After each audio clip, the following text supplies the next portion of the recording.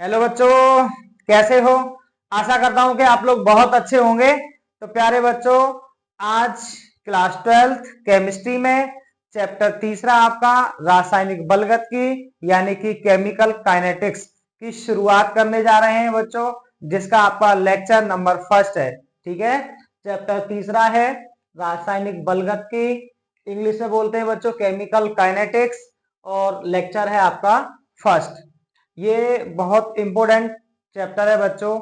यहां से board exams में प्रश्न पूछा ही जाना है। ठीक है ना, इस चैप्टर से 100 में 100% प्रश्न पूछा ही जाना है। तो इसलिए ये चैप्टर परीक्षा की दृष्टि से बहुत इंपॉर्टेंट है। आप इसको मेहनत करके पढ़िएगा। इसमें आज की क्लास में सबसे पहले हम जानेंगे कि रासायनिक अपक्रिया का वेग क्या होता है। इससे शुरुआत करेंगे बच्चों। तो सबसे पहले हम ये जानते हैं कि रासायनिक बलगतिकी क्या होता है। रासायनिक बलगतिकी के बाद रासायनिक अपक्रिया का वेग। ठीक है ना, देखिए रासायनिक बलगतिकी रसायन विज्ञान की वह शाखा जिसके अंतर्गत रासायनिक अपक्रिया की दर एवं उसकी क्रियाविधि का अध्ययन किया जाता है। क्या कहलाती है बच्चों? रासायनिक बलगतिकी कहलाती है। क्या कहलाती है? रासायनिक बलगतिकी। ठीक है ना, हमने क्या बोला? रसायन विज्ञान की वह शाखा जिसके अंतर्गत रासायनिक अपक्रिया की दर और उसकी क्रियाविधि का अध्ययन किया जाता है। अब बात करेंगे कि रासायनिक अपक्रिया की दर क्या होती है। तो आज के लेक्चर में हम आपको पढ़ाने वाले रासायनिक अपक्रिया की दर। ठीक है ना, डिटेल्स में। तो जमे रहिए हमारे साथ और पढ़ते रहिए केमिकल काइनेटिक्स। सबसे पहले हेडिंग लगाएंगे रासायनिक बलगतिकी बच्चों। रासायनिक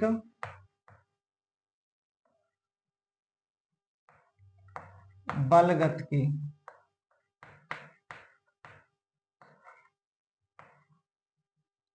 ठीक है, इंग्लिश में क्या बोलते हैं इसको?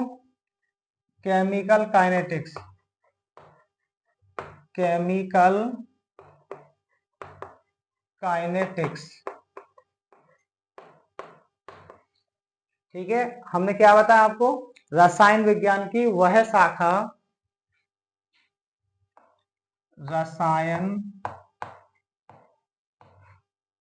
विज्ञान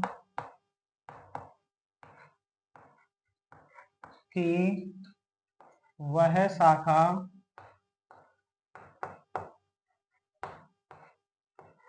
जिसके अंतर्गत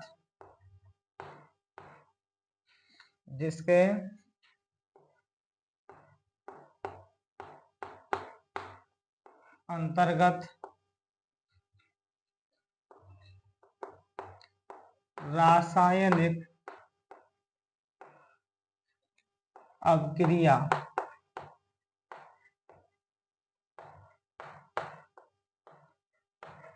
की दर एवं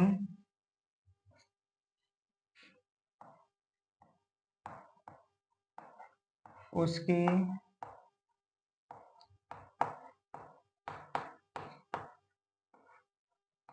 क्रियाविधि का अध्ययन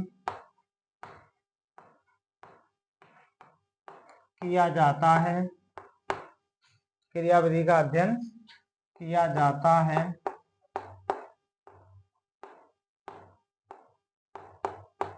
रासायनिक बलगतिकी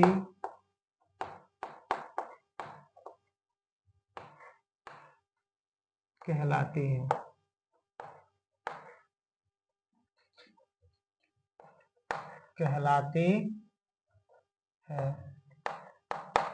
ठीक है बच्चों, यानी रसायन विज्ञान की वह शाखा जिसके अंतर्गत रासायनिक अपक्रिया की दर एवं उसकी क्रियाविधि का अध्ययन किया जाता है, क्या कहलाती है? रासायनिक बलगतिकी कहलाती है बच्चों। ठीक है, इसमें एक वर्ड आया आपका रासायनिक अपक्रिया की दर। रासायनिक अपक्रिया की दर, तो ये रासायनिक अपक्रिया की दर क्या होता है इसके बारे में जानते हैं। ठीक है, यानी अपक्रिया की दर, इसको हेडिंग बनाएंगे आप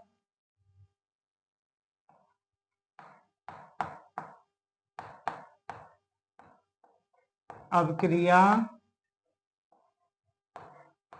की दर, इसको बोलते हैं बच्चों rate of reaction. Rate of reaction, रासायनिक अपक्रिया की दर या वेग एक ही बात होती है। रासायनिक अपक्रिया की दर या फिर वेग, वेलोसिटी ऑफ रिएक्शन या रेट ऑफ रिएक्शन एक ही बात होती है बच्चों, ठीक है। तो इकाई समयांतराल में अवकारकों या उत्पादों की सांद्रता में जो परिवर्तन होता है वही बच्चों क्या कहलाता है, रासायनिक अपक्रिया की दर कहलाती है। इकाई समयांतराल में अवकारकों या उत्पादों की सांद्रता में जो परिवर्तन होता है वो क्या कहलाता है, आपका अपक्रिया की दर या वेग कहलाता है। इसको हम स्मॉल आर से प्रदर्शित करते हैं, ठीक है ना। तो इसको लिखते हैं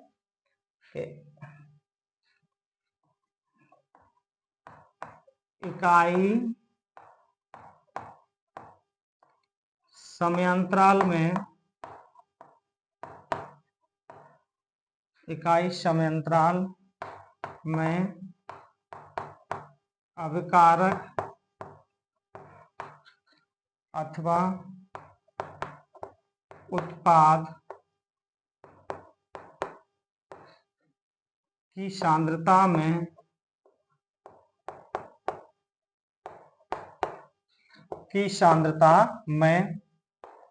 परिवर्तन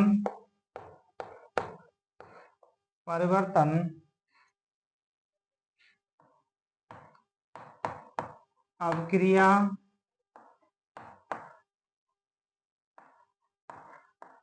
की दर कहलाता है,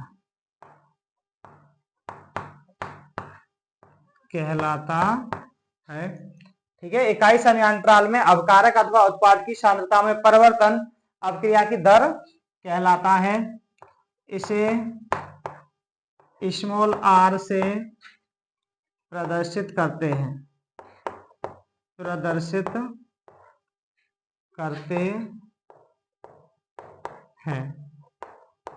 ठीक है ना। इसे किससे प्रदर्शित करते हैं बच्चों, स्मॉल आर से प्रदर्शित करते हैं, ठीक है ना। और अभिक्रिया की दर का जो मात्रक होता है वो mole litre inverse second inverse होता है बच्चों, तो उसे भी लिखेंगे, ठीक है ना। सबसे पहले हम ये जानते हैं कि अभिक्रिया की दर होती क्या है, ठीक है। पहले इसको अच्छे से समझते हैं। जैसे देखिए हमारे पास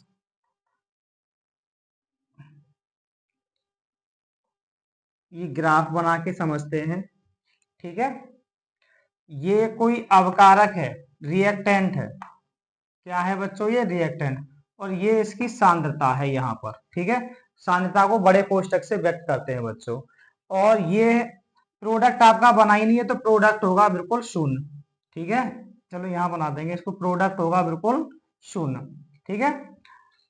तो जैसे अभिक्रिया प्रारंभ होती है तो धीरे धीरे करके अवकारक की मात्रा क्या होती जाती है बच्चों, घटती जाती है।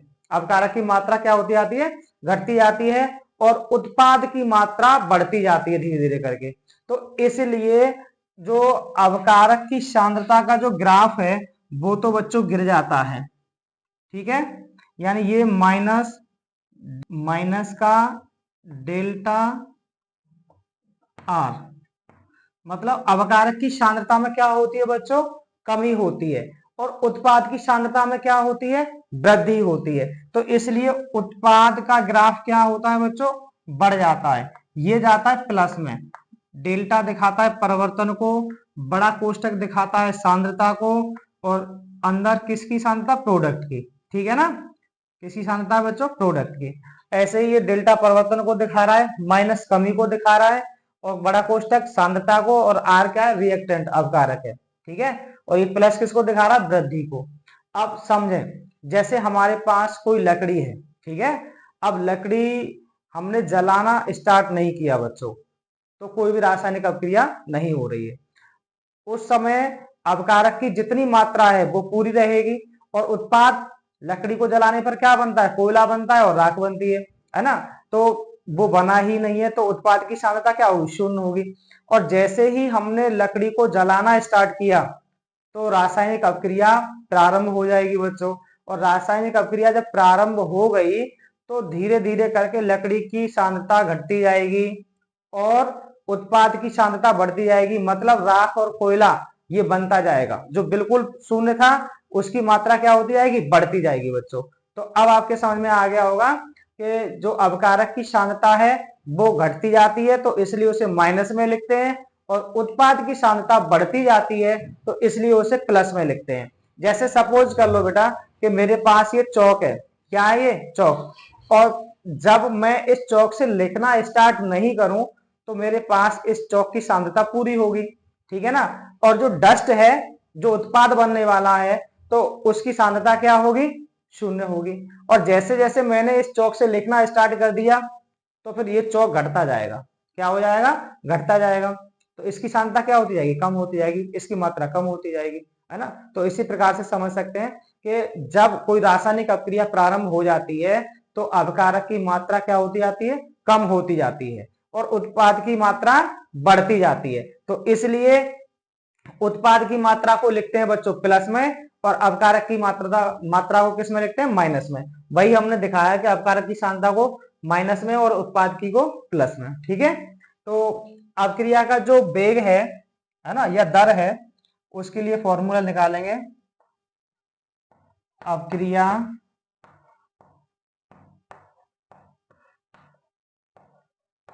की दर यानी कि R बराबर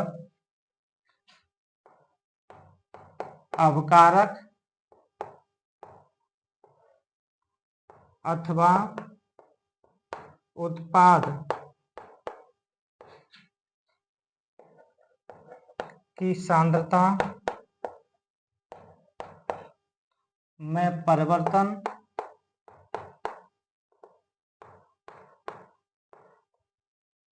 बटे समयांतराल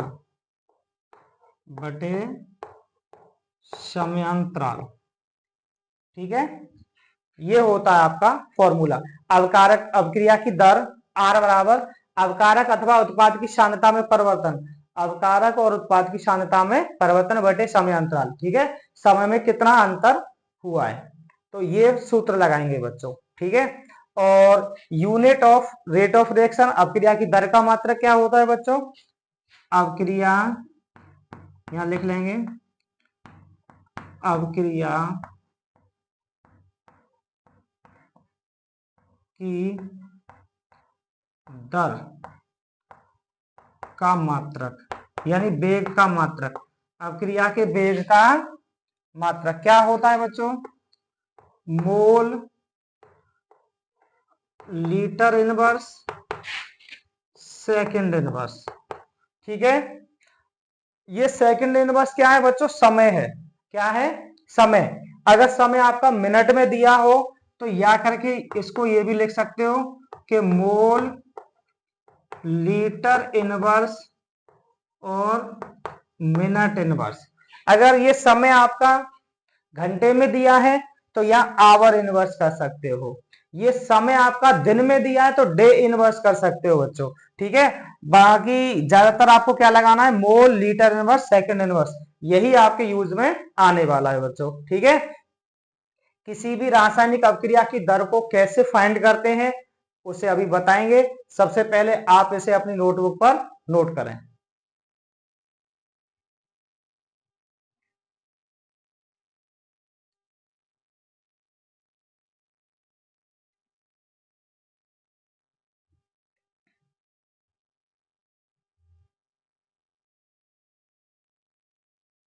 अब बात करेंगे बच्चों के रासायनिक अपक्रिया की दर कैसे निकालते हैं।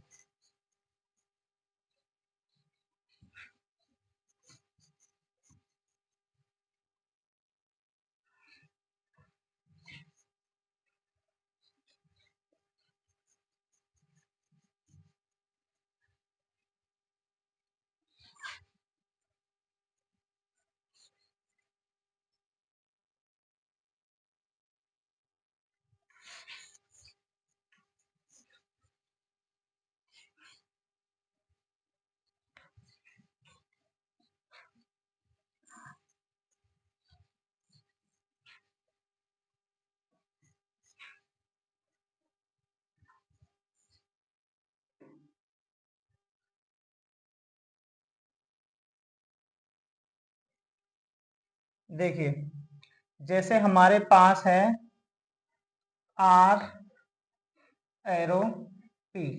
आर का मतलब हो गया बच्चों रिएक्टेंट, क्या हो गया, रिएक्टेंट।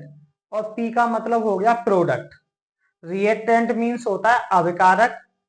अभिकारक क्या होता है बच्चों, वे पदार्थ जो रासायनिक अपक्रिया में भाग लेते हैं वो अभिकारक होते हैं, और जो पदार्थ रासायनिक अपक्रिया के बाद बनते हैं वो प्रोडक्ट होते हैं, उत्पाद होते हैं। ठीक है, तो आपका आर क्या है, अभिकारक है, ठीक है, यानी रिएक्टेंट है। पी क्या है, प्रोडक्ट है, यानी कि उत्पाद है। अब यदि इसके लिए हम वेग निकालें तो आर बराबर कितना हो जाएगा बच्चों, ठीक है, अवकारक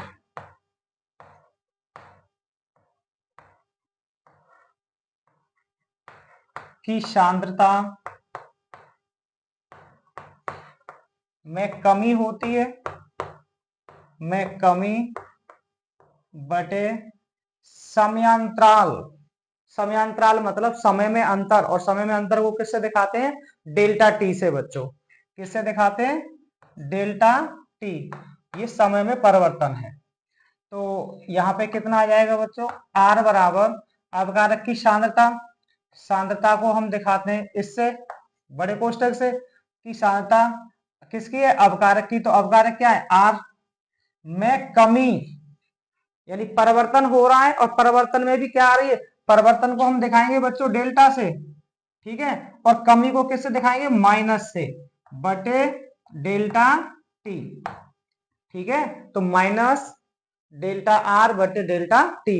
माइनस किसको दिखा रहा है, कमी को, डेल्टा किसको दिखा रहा है, परिवर्तन को, बड़ा कोष्टक क्या दिखा रहा है, सांद्रता को, और आर क्या है, रिएक्टेंट अपकारक की, और डेल्टा टी क्या है, समय अंतराल है बच्चों, समय में अंतर है। ठीक है, अगर हम प्रोडक्ट की निकालें, ठीक है, यानी उत्पाद के लिए, उत्पाद के लिए, ये तो अपकारक के लिए था, है, तो उत्पाद के लिए निकालेंगे तो आर बराबर कितना हो जाएगा,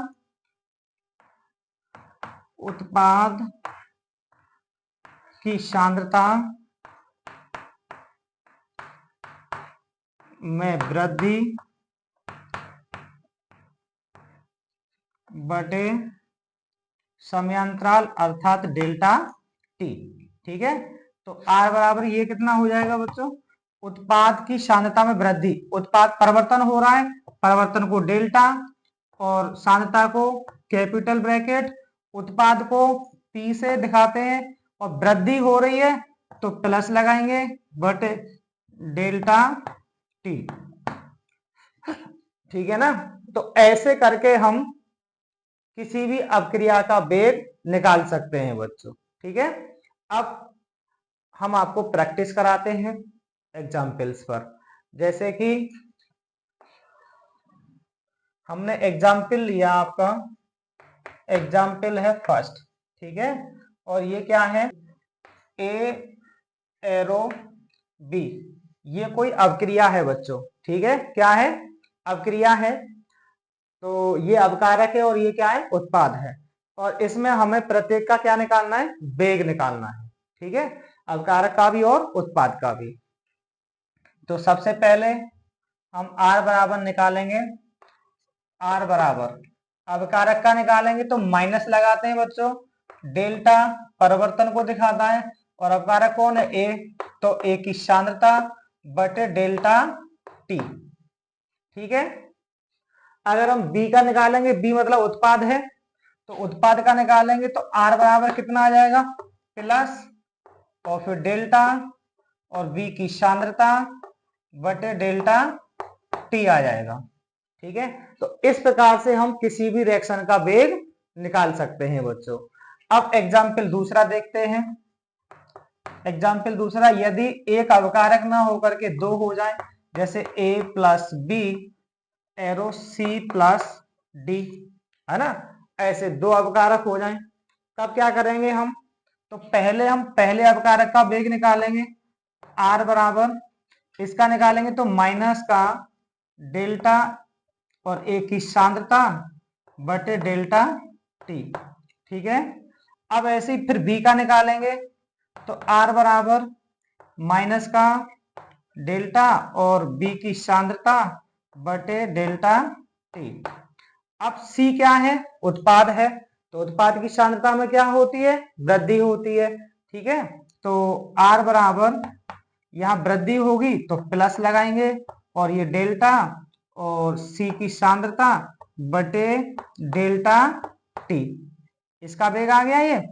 अब डी का वेग हमें निकालना है, तो आर बराबर प्लस लगाएंगे बच्चों क्योंकि उत्पाद है, और डेल्टा परिवर्तन को दिखा रहा है, और डी की सांद्रता बटे डेल्टा टी। ठीक है, तो इस प्रकार से हम डी का भी वेग निकाल सकते हैं। ये आपका एग्जाम्पल कौन सा था, सेकंड था बच्चों। ठीक है, अब एग्जाम्पल लेते हैं बच्चों तीसरा। कौन सा, एग्जाम्पल थर्ड लेते हैं। और थर्ड में हम क्या करते हैं कि इसमें मोलों की संख्या और ले लेते हैं। जैसे हमने ले लिया 2a plus 4b arrow 3c plus 5d, है ना। इस बार ये वाला एग्जाम्पल है हमारा। तो यहां पर अब हमें अवकारकों का भी वेग निकालना है और उत्पादों का भी वेग निकालना है। सबसे पहले हम निकालेंगे ए का, और ए के मोलों की संख्या कितनी है बच्चों, 2 है। तो देखिए, एक कक्षा 11 में द्रव्यानुपाती क्रिया का नियम पढ़ा था हमने, द्रव्यानुपाती क्रिया का नियम जो गुलबर्ग और बागे ने दिया था। और गुलबर्ग और बागे ने जो दिया था, वहां हम क्या करते थे कि जितने मोलों की संख्या होती थी उसको हम अवकारक के सांद्रता पद की घात के रूप में यूज करते थे, घात लगा दिया करते थे। लेकिन यहाँ ऐसा हमें बिल्कुल भी नहीं करना है बच्चों। यहाँ पे क्या है कि हम वेग निकाल रहे हैं, और वेग क्या है, इकाई समयांतराल में उसकी मोलों की संख्या में परिवर्तन है। इकाई समयांतराल में उसके मोलों की संख्या में परिवर्तन है, इसलिए उसके जितने मोलों की संख्या है उसको 1/, के रूप में हम लिखते हैं, 1/, के रूप में लिखते हैं। तो हम यहाँ पे ए का लगा लेंगे, तो माइनस तो लगाएंगे ही बच्चों, क्या लगाएंगे, माइनस, और 1/, कितना है मोलों की संख्या 2, तो 1/, कितना कर देंगे, 2 कर देंगे। माइनस पहले लगा दिया, फिर 1/2 लिख दिया। फिर डेल्टा लगाएंगे और ए की सांद्रता बटे डेल्टा टी। ठीक है, समझ में आया होगा। जितने मोलों की संख्या होती है उसको 1/, के रूप में लिख देते हैं, फिर डेल्टा और ए की सांद्रता बटे डेल्टा टी। अब बी का निकालेंगे बच्चों, तो बी का कितना हो जाएगा, माइनस का 1/4, और डेल्टा बी की सांद्रता बटे डेल्टा टी। ठीक है, इसी प्रकार हम सी और डी का निकाल सकते हैं, और इनका किस में आएगा, प्लस में आएगा, क्योंकि उत्पाद की सांद्रता में क्या होती है, वृद्धि होती है। तो यहाँ पे सी आर का, आर बराबर सी के लिए कितना हो जाएगा, प्लस 1/3, और डेल्टा सी की सांद्रता बटे डेल्टा टी। और आर बराबर अगर हम डी का निकालें तो प्लस 1/5, और डेल्टा डी की सांद्रता बटे डेल्टा टी। ठीक है ना। तो इस प्रकार से हम किसी भी अपक्रिया का वेग बच्चों निकाल सकते हैं। सबसे पहले आप इसको नोट करें, उसके बाद हम और एग्जाम्पल्स पर प्रैक्टिस आपको कराते हैं।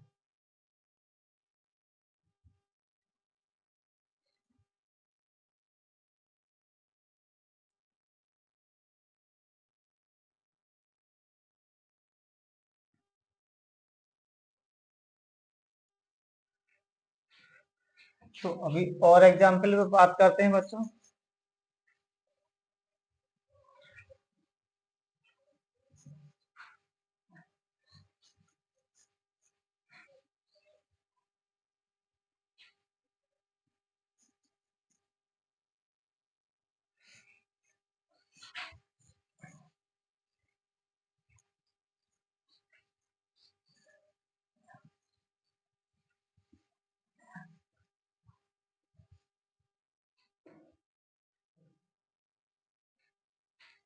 अब जैसे अगला एग्जाम्पल ले सकते हैं, चौथा।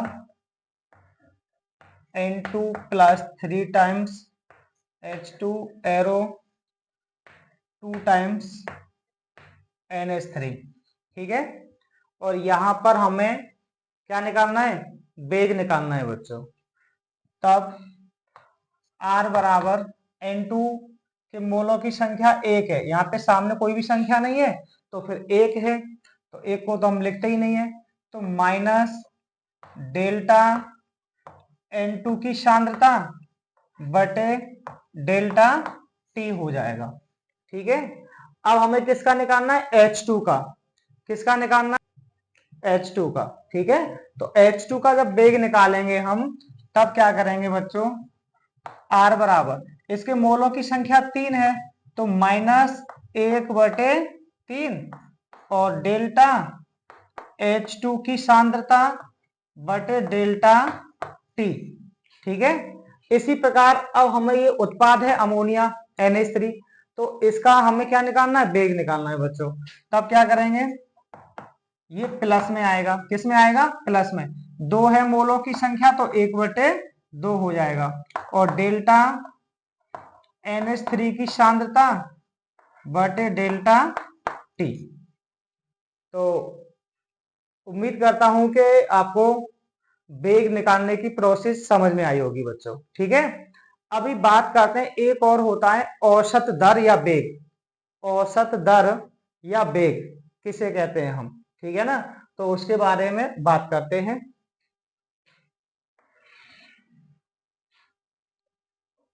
हेडिंग लगाएंगे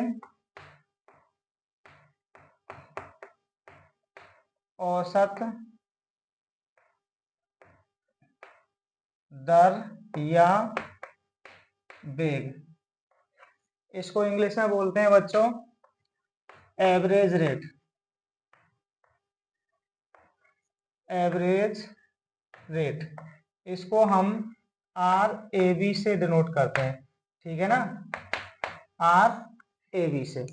तो औसत दर या वेग क्या होता है, औसत दर या वेग क्या होता है, किसी निश्चित समयांतराल में अवकारक या उत्पाद की सांद्रता में जो परिवर्तन होता है, तब हम क्या कहते हैं कि ये औसत वेग है। जैसे निश्चित समयांतराल होना चाहिए, 10 मिनट, 20 मिनट, 1 घंटा, 2 घंटा, है ना, कोई एक निश्चित समय में जो अंतर होता है, ये जो वेग है वो लंबे समय के लिए लिया जाता है बच्चों, ठीक है ना। तो एक निश्चित समयांतराल होना चाहिए, एक निश्चित समय होना चाहिए, तब अपक्रिया का जो वेग है वो क्या कहलाता है, औसत वेग कहलाता है। अगर किसी निश्चित समयांतराल में अवकारक और उत्पादों की सांद्रता में कोई परिवर्तन हो रहा है, तब हम उस अपक्रिया का जो वेग निकालेंगे वो कौन सा वेग निकलेगा बच्चों, औसत वेग, ठीक है। तो लिख सकते हैं इसके बारे में, किसी निश्चित समयांतराल में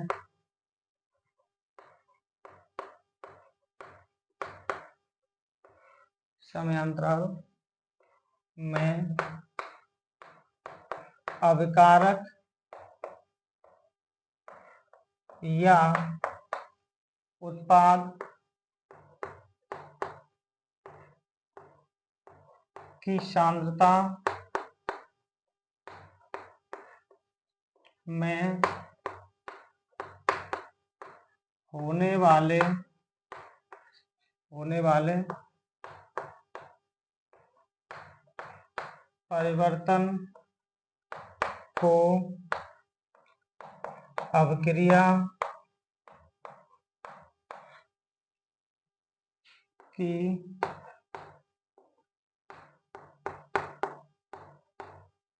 औसत दर कहते हैं, औसत दर कहते हैं, ठीक है। किसी निश्चित समयांतराल में अवकारक या उत्पाद की सांद्रता में होने वाले परिवर्तन को अपक्रिया की बच्चों क्या कहते हैं, औसत दर कहते हैं।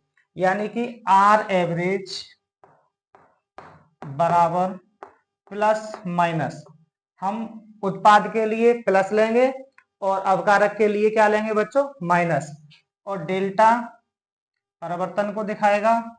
यहाँ x मतलब या तो उत्पाद की सांद्रता या अवकारक की सांद्रता, किसी की भी सांद्रता ले सकते हैं, बटे डेल्टा T। ठीक है, ये फॉर्मूला हम यूज करेंगे। सारे एग्जाम्पल ऐसे ही होंगे बच्चों, अगर हम एग्जाम्पल करना चाहें तो जिस प्रकार से ये हमने एग्जाम्पल्स किए सेम वही एग्जाम्पल्स यहाँ भी पुट कर सकते हैं, ठीक है ना, उसी की तरह। जैसे हमारे पास अगर आर एरो पी, यानी ये अवकारक है और ये क्या है, उत्पाद है। क्या है बच्चों, उत्पाद। तो हम अगर अवकारक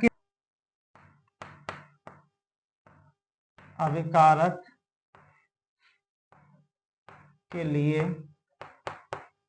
ठीक है, तो कितना हो जाएगा भाई, आर बराबर ये प्लस में निकलता है बच्चों, ठीक है ना, ये सॉरी माइनस में, ये डेल्टा आर होता है ना, डेल्टा आर, ठीक है, और बटे डेल्टा टी, यही आता है आर बराबर। अब यहां पर हम क्या करें कि अगर डेल्टा आर की वैल्यू फाइंड करना चाहें बच्चों, डेल्टा आर की वैल्यू अगर समयांतराल में मतलब अलग अलग सांद्रताएं दी हो, तो हम डेल्टा आर की वैल्यू कैसे निकाल सकते हैं बच्चों, माइनस डेल्टा आर बराबर माइनस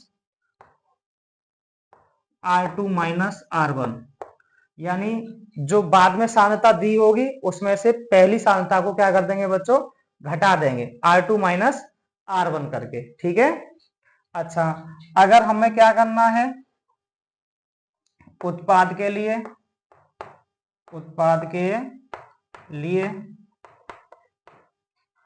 R बराबर कितना होता है, प्लस का डेल्टा P की सांद्रता बटे डेल्टा T। अगर ये प्रोडक्ट की सांद्रता डबल दी हो, है ना, प्रारंभिक और अंतिम, तब क्या करेंगे हम, डेल्टा प्लस का डेल्टा P की सांद्रता बराबर निकालेंगे, तो यहां आ जाएगा आपका P2 माइनस P1, क्या आ जाएगा, प्लस का P2 माइनस P1 करके हम निकाल लेंगे, तो डेल्टा P निकल के आ जाएगा बच्चों, ठीक है। तो ऐसे करके हम अलग अलग सांद्रताएं दी हो तो डेल्टा आर और डेल्टा पी की वैल्यू हम फाइंड कर सकते हैं। तो प्यारे बच्चों इसे आप नोट करेंगे। इसके बाद हम आपको पढ़ाने वाले हैं तात्क्षणिक दर, यानी तात्क्षणिक दर क्या होती है।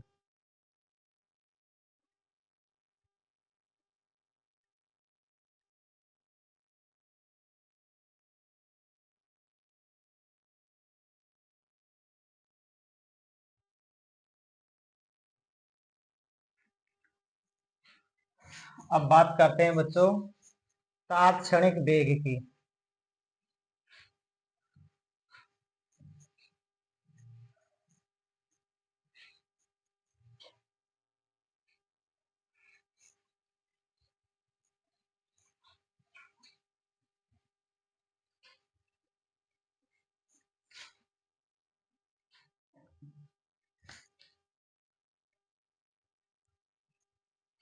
इसकी बात करते हैं बच्चों तात्क्षणिक वेग।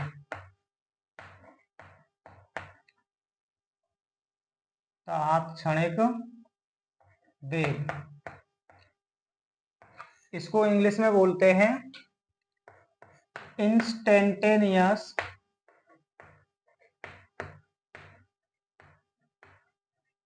रेट, और इसको हम डिनोट करेंगे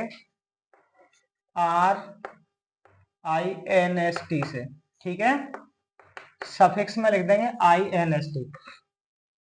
तो तात्क्षणिक वेग क्या होता है बच्चों, किसी एक निश्चित क्षण पर अभिक्रिया का जो वास्तविक वेग होता है वही उसका तात्क्षणिक वेग कहलाता है, ठीक है। जैसे कोई भी घटना हुई हो, जैसे 10:05 पर, है ना, या 10:04 पर, या 9:50 पर, मतलब एट ए टाइम, ठीक है ना। तो किसी एक निश्चित क्षण पर कोई घटना घटती है तो उस समय उसको हम क्या बोलते हैं, निश्चित क्षण। और किसी एक निश्चित क्षण पर जो अपक्रिया का जो वेग होता है वही कहलाता है आपका तात्क्षणिक वेग। क्या कहलाता है बच्चों, तात्क्षणिक वेग, ठीक है ना। तो लिख सकते हैं इसके बारे में, ये बहुत अल्पतम समय के लिए लिया जाता है, बहुत सूक्ष्म समय के लिए लिया जाता है, यहाँ बहुत सूक्ष्म परिवर्तन होता है, तो इसलिए डेल्टा के स्थान पर यहाँ स्मॉल डी का प्रयोग किया जाता है बच्चों। स्मॉल डी कब यूज करते हैं? जब सूक्ष्म परिवर्तन होता है, और जब थोड़ा सा बड़ा परिवर्तन होता है तो डेल्टा यूज करते हैं। ठीक है, तो यहां लिखेंगे किसी निश्चित क्षण पर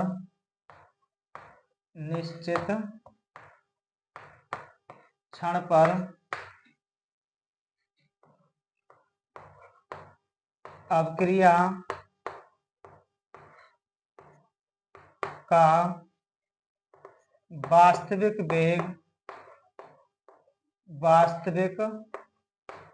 वेग उसका तात्क्षणिक वेग कहलाता है। तात्क्षणिक वेग कहलाता है।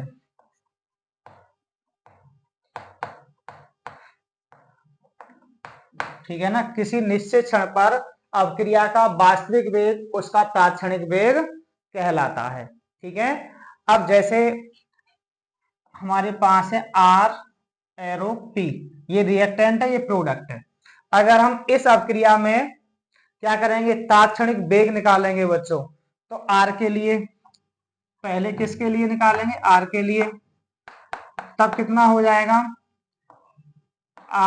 RINST बराबर, ठीक है, माइनस का स्मॉल डी, हमने डेल्टा के स्थान पर क्या लिया है अब, स्मॉल डी, क्योंकि यहाँ पे सूक्ष्म परिवर्तन होता है बच्चों, अल्पतम समय में अक्रिया फाइनल हो जाती है, किसी एक निश्चित क्षण पर अक्रिया समाप्त हो जाती है। ठीक है ना, तो इसलिए यहाँ बहुत सूक्ष्म परिवर्तन होता है, तो स्मॉल डी का यूज करेंगे, और आर की सांद्रता बटे dt, डेल्टा के स्थान पर क्या लेंगे बच्चों, यहाँ dt लेंगे। ठीक है, अब ऐसी प्रोडक्ट के लिए P के लिए अगर हम निकालें तो RINST बराबर, ये प्लस में जाएगा बच्चों, D और P की सांद्रता बटे dt। ठीक है, अब ऐसे ही हमारा एग्जाम्पल है फर्स्ट, क्या है, N2 plus 3 times H2 arrow 2 times NH3। अगर इस पर हम अवक्रिया का जो वेग निकालें, तात्क्षणिक वेग निकालें, तब क्या करेंगे बच्चों, देखो RINST बराबर N2 की, यानी N2 की सांद्रता निकालेंगे तो कितना हो जाएगा, माइनस, और यहाँ D लेंगे बच्चों, और N2 की सांद्रता बटे dt। ठीक है, अब H2 का तात्क्षणिक वेग निकालेंगे, तो यहाँ पे RINST बराबर, मोलों की संख्या कितनी है, 3, तो माइनस का 1/3 पहले लिख लेंगे, और D और H2 की सांद्रता बटे dt। ठीक है, इसी प्रकार अब ये उत्पाद है NH3, इसका निकालेंगे, तो RINST बराबर, ये प्लस में जाएगा, प्लस 1/2, और D और NH3 की सांद्रता बटे dt। ठीक है, इसी प्रकार से और भी एग्जाम्पल ले सकते हैं बच्चों। एग्जाम्पल है आपका सेकंड, 2 टाइम्स HI, ये भी गैस होता है, एरो H2 ये भी गैस है, प्लस I2 ये भी गैस है। ठीक है, अब यहाँ पे हम HI, इसका वेग निकालेंगे, तात्क्षणिक वेग, RINST बराबर, ये अवकारक है तो इसका आएगा माइनस में 1/2 स्मॉल डी और HI की सांद्रता बटे dt।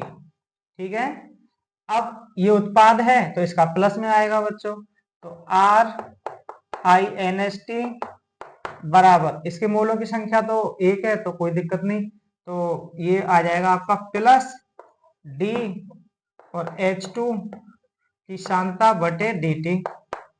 इसी प्रकार I है तो I का हम निकाल सकते हैं, ये भी प्लस का आएगा, तो D और I2 की सांद्रता बटे dt। ठीक है, तो इस प्रकार से बच्चों हम तात्क्षणिक वेग के एग्जाम्पल्स भी कर सकते हैं। बस परिवर्तन कितना आया है कि जहां डेल्टा यूज कर रहे थे वहां क्या यूज किया, हमने डी यूज किया है। ठीक है ना, तो आप इसे अपनी नोटबुक पर नोट करें। फिर हम अपक्रिया के वेग पर एक न्यूमेरिकल आपको सॉल्व कराते हैं, उसके बाद क्लास को फाइनल समाप्त करेंगे।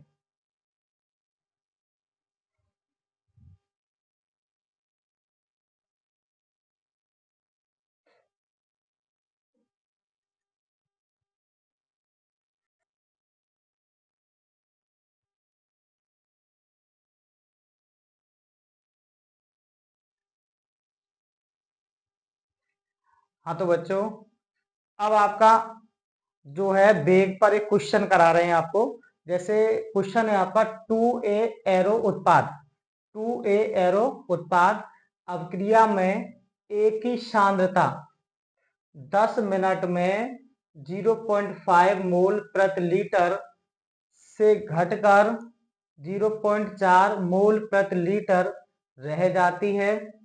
इस समयांतराल के लिए अभिक्रिया, इस समयांतराल के लिए अभिक्रिया के औसत वेग की गणना कीजिए। ठीक है ना। तो आपको क्या निकालना है बच्चों, औसत वेग निकालना है इस क्वेश्चन में। ठीक है ना। तो इसको सॉल्व करते हैं।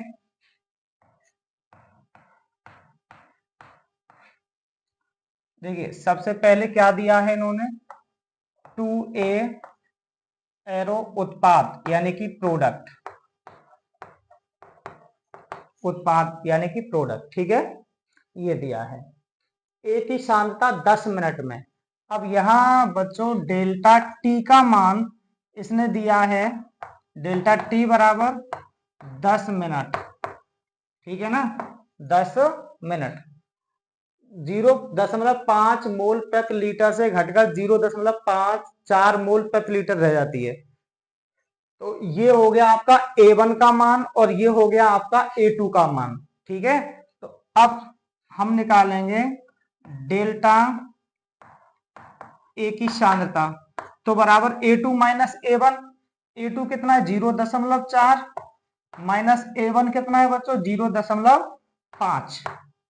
ठीक है, तो जब 0.4 में से 0.5 घटेगा तो माइनस का बचेगा बच्चों 0.1। ठीक है, ये आ गया आपका डेल्टा ए का मान। अब हमें औसत वेग निकालना है, तो औसत वेग आर एवरेज बराबर कितना होता है बच्चों, देखो इसके ए के लिए निकालेंगे तो माइनस का 1/2 और डेल्टा ए की सांद्रता बटे डेल्टा टी, यही निकलेगा। क्यों ए के लिए निकालना है, इसके मोलों की संख्या 2 है तो 1/2 माइनस में होगा, अवकारक है और परिवर्तन डेल्टा है और ए की सांद्रता बटे डेल्टा टी। अब यहाँ पे हम वैल्यू को पुट कर देते हैं बच्चों। ठीक है, तो आर एवरेज बराबर, तो आर एवरेज बराबर कितना आएगा -1/2 इंटू डेल्टा ए की सांद्रता हमने कितनी निकाली है बच्चों 0.1। ठीक है, अब ये किस में आई है बच्चों माइनस में, किस में आई है माइनस में, तो माइनस का 0.1 बटे 10। ठीक है, माइनस माइनस क्या हो जाएगा बच्चों प्लस, तो आर एवरेज बराबर ये हो जाएगा 1/2 गुणा, ये माइनस माइनस प्लस हो गया, इसका दशमलव हटाएंगे तो 1 बटे नीचे तो 10 है गुणा, अगर इसका दशमलव हटाएंगे तो एक अंक बाद है तो नीचे 10 से गुणा कर देंगे हम। अब 2 से हम 1 को काटेंगे 0.5 बार, कितने बार 5 बार, तो आर एवरेज बराबर ये कितना हो जाएगा बच्चों 0.5 बटे ये 10 गुणा 10 है तो 10 की घात 2 कर सकते हैं। ठीक है, अभी हम इसको और सॉल्व करें तो इसको लिख सकते हैं 5 बटे 10 की घात 2 गुणा 10, क्योंकि इसका भी दशमलव हटा दिया तो नीचे 10 से गुणा कर देंगे, तो बराबर इसको हम कितना लिख सकते हैं 5 गुणा ये 10 की घात 3 हो जाएगा और इसको ऊपर लेके जाएंगे तो 10 की घात -3 मोल प्रति लीटर यानी लीटर इनवर्स और मिनट इनवर्स। ठीक है, यही आपका आंसर आएगा क्योंकि मिनट में दिया हुआ था ना यहाँ पे सांद्रता, तो यही आपका क्या है बच्चों आंसर है। इसी प्रकार इसके जो वेग वाले न्यूमेरिकल्स हैं उनको आप बहुत आसानी से सॉल्व कर सकते हैं बच्चों। तो आप सभी लोग इसके वेग वाले क्वेश्चनों पे प्रैक्टिस करेंगे और बाकी हम एनसीईआरटी के टोटल न्यूमेरिकल आपको कराएंगे बच्चों, एक एक करके सारे क्वेश्चंस और सारे एग्जाम्पल्स सभी टोटल। जैसे ही हमारा ये चैप्टर फाइनल होगा उसके बाद में हम सारे न्यूमेरिकल्स आपको कराएंगे। आज की क्लास यहीं समाप्त करते हैं। Thank you for watching this video.